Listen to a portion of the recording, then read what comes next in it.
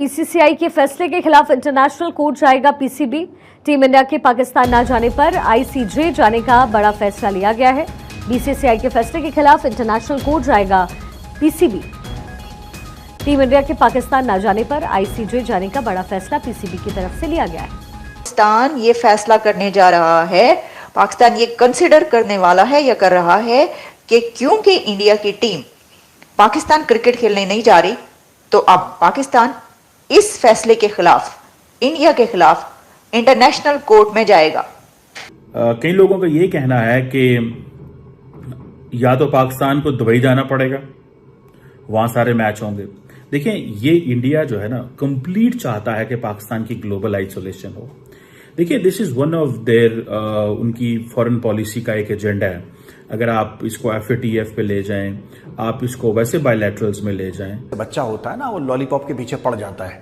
अब वो पड़ जाता है, बच्चे को बोलो कि नहीं बेटा तुम्हारे दांत सड़ जाएंगे, ये हो जाएगा, बच्चा मानता नहीं है। हठी होते हैं बच्चे, जिद्दी होते हैं। तो पाकिस्तान भी एक ऐसा ही बच्चा है जो कि नालायक है, निकम्मा है, नाकारा है और जिद्दी भी है जी, सीरियसली दिस इज अनबिलीवेबल। मुझे तो इस खबर पे यकीन ही नहीं आया। मैंने जब ये खबर देखी, मैंने कहा हाथ की हाथ, दस्ती के दस्ती सर आप तक पहुंचाऊं।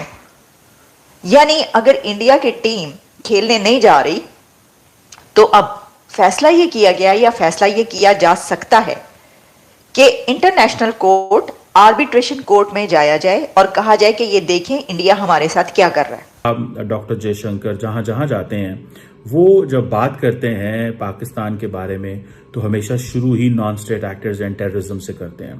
और कोई भी जो जॉइंट स्टेटमेंट आती है दोनों किसी मुल्क के साथ भी उनकी, उसमें पाकिस्तान और पाकिस्तान से रिलेटेड जो दहशतगर्द ग्रुप्स इंडिया ने डिक्लेयर किए हुए हैं, उनका जिक्र जरूर आता है। 26/11 का जिक्र जरूर आता है। पाकिस्तान ये फैसला करने जा रहा है, पाकिस्तान ये कंसिडर करने वाला है या कर रहा है कि क्योंकि इंडिया की टीम पाकिस्तान क्रिकेट खेलने नहीं जा रही, तो अब पाकिस्तान इस फैसले के खिलाफ, इंडिया के खिलाफ इंटरनेशनल कोर्ट में जाएगा।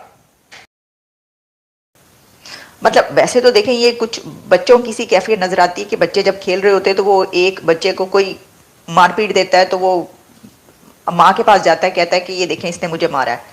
लेकिन ये बात यहाँ तक नहीं रही। ये हम वैसे ही मजाक में, अगर आप हंस रहे हैं, ललित जो है वो हंस रहे हैं, मतलब देखिए आपके कमेंट्स जो आ रहे हैं उसके अंदर आप मजाक उड़ा रहे हैं। ये कोई मजाक बनाने वाली बात है सर, ये बात बहुत आगे निकल चुकी है। और आप ये ना समझें कि ये कहीं पर पब्लिश नहीं हुआ सर, एक्सप्रेस ट्रिब्यून ये पब्लिश कर रहा है। मैं आपको बताती हूँ, देखें हुआ ये है, मतलब हमें नहीं पता था कि ये जो झगड़ा या लफड़ा जो है, या लफड़ा जो है, ये यहाँ तक पहुंच जाएगा। उन्होंने कहा जी आलमी अदालत में जाएंगे। क्यों नहीं आ रहे आप? वो डंके की चोट पे कह रहे हैं सर, वो कह रहे हैं ऐसी की तैसी आना पड़ेगा इंडिया की टीम को पाकिस्तान क्रिकेट खेलने के लिए, नहीं तो हम जा रहे हैं इंटरनेशनल कोर्ट में। सर पहले वो जो पानी के मसाइल हैं वो इंटरनेशनल कोर्ट में लेकर जा रहे थे, इंडस वाटर ट्रीटी का मसाइल। फिर एक बार पहले भी जा चुके हैं किसी अभिनंदन के इशू पर इंटरनेशनल कोर्ट तक की होया है, तुसी वेख लिया है तो की चाहते हो, मतलब आप क्या चाह रहे हैं कि इसके ऊपर, खैर बाद में आते हैं। इन जो एक्सप्रेस ट्रिब्यून है वो ये कह रहा है Pakistan could approach international court over Indian refusal to play champions trophy in country. अब इसमें क्या है, ऑफिशियल्स जो हैं उन्होंने इसके ऊपर कमेंट करने से इनकार किया है, यानी ये जो सिलसिला है। लेकिन Islamabad considering strong measures if India's boycott proceeds.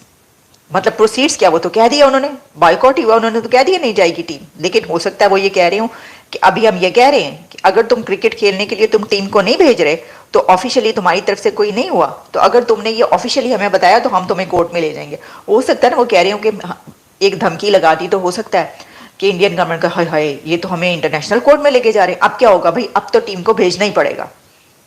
अच्छा, डू यू थिंक, आप सोच रहे हैं कि ऐसा होगा? चले आगे बढ़। डॉक्टर जयशंकर जहां जहां जाते हैं, वो जब बात करते हैं पाकिस्तान के बारे में, तो हमेशा शुरू ही non state actors and terrorism से करते हैं। और कोई भी जो जॉइंट स्टेटमेंट आती है दोनों किसी मुल्क के साथ भी उनकी, उसमें पाकिस्तान और पाकिस्तान से रिलेटेड जो दहशतगर्द ग्रुप्स इंडिया ने डिक्लेयर किए हुए हैं, उनका जिक्र जरूर आता है। 26/11 का जिक्र जरूर आता है। इंडिया ने उस डिस्कोर्स को नॉर्मलाइज कर लिया हुआ है। ठीक है।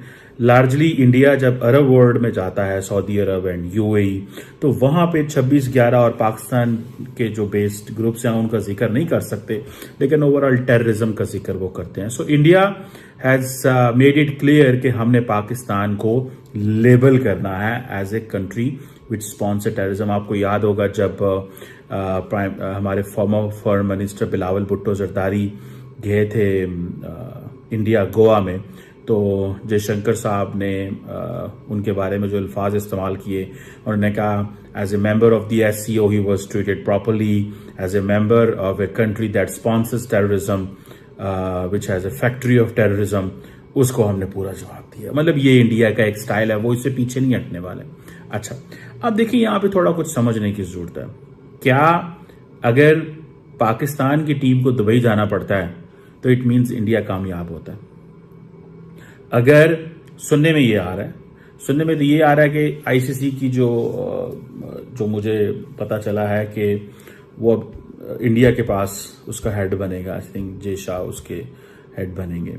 अब क्वेश्चन ये है कि अगर वो फैसला करते हैं कि हमने नहीं जाना, जो कि मोस्ट लाइकली मुझे ऐसे लग रहा है कि इंडियन पोजीशन जो है वो कामयाब होगी, इंडिया इस सारी सिचुएशन में कामयाब होगा, पाकिस्तान के पास कोई चॉइस नहीं है। और अब अगर फॉर एग्जांपल ऑस्ट्रेलिया भी दुबई जाता है, वेस्ट इंडीज भी दुबई, और भी जो मुल्क हैं इसमें सारे अगर दुबई पहुंच गए तो पाकिस्तान की बात तो खत्म हो गई। जो पाकिस्तान इतनी कोशिशें कर रहा है, इंडिया पाकिस्तान को आइसोलेट करने में कामयाब हो गया, ठीक है। और असल मकसद तो यह है कि पाकिस्तान के अंदर देखें दो चीजें, इंडिया एज ए फ्रेंड अगर पाकिस्तान को ट्रीट करे तो कहे, या एज ए कंट्री ट्रीट करे कि कहे हाँ यार इस मुल्क के अंदर दहशतगर्दी हो रही है और हमने पूरी दुनिया के दहशतगर्दों को यह मैसेज देना है कि आओ हम इकट्ठे दहशतगर्दी के खिलाफ लड़ें, और हम पाकिस्तान को साथ देते हैं और हम पाकिस्तान के साथ खड़े होते हैं, और हम कहेंगे दहशतगर्द जमातों की दुनिया की जो है, जो टीटीपी है, बलोच मिलिटेंट ऑर्गेनाइजेशंस हैं, इंडिया इस बात को कहता है कि हम पाकिस्तान के साथ खड़े हैं और हम किसी बीएलए टीटीपी के साथ नहीं हैं, और हम पाकिस्तान की हुकूमत को ये जो दहशतगर्द जमातें आइसोलेट करना चाहती हैं, हम इसमें हुकूमत पाकिस्तान की हुकूमत के साथ। अगर इंडिया ये नैरेटिव अडॉप्ट करता है, ठीक है, तो फिर तो जी हाँ ये चीज आती है कि जी सारे मुल्क इकट्ठे हो जाएं और दहशतगर्दी के खिलाफ हम लड़ेंगे। जैसे फॉर एग्जांपल जब पाकिस्तान ने न्यूजीलैंड की टीम हो, बरतानिया इंग्लैंड की टीम हो, ऑस्ट्रेलिया की टीम हो, या दुनिया की बाकी टीमें जो पाकिस्तान आई हैं, वो पाकिस्तान आई तो जब पाकिस्तान ने उनको कन्विंस किया, first with the practical evidence, security, चीजें बताई, देखें कि इतने मैचेस हुए हैं, कोई मसला नहीं है। अब इंडिया ने इस मसले को उठाया है, तो ये सारा एक पॉलिटिकल इशू है। पाकिस्तान दुनिया को यही कहता है एंड दुनिया इस चीज को मानती है, इसीलिए तो तमाम टीमें पाकिस्तान आ गई हैं।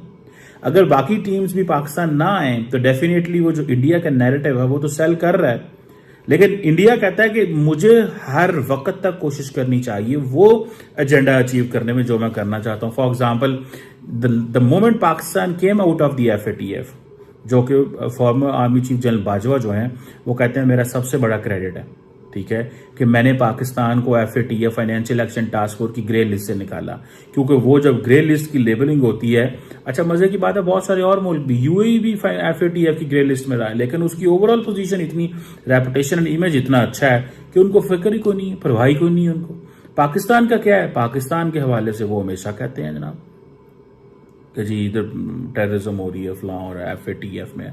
सो पाकिस्तान के लिए इट वाज नेसेसरी, ये पाकिस्तान के लिए जरूरी था कि जो भी हो जाए, जैसे भी हो, पाकिस्तान को इस FATF से नहीं। तो इंडिया ने the last day and the last moment India voted against Pakistan.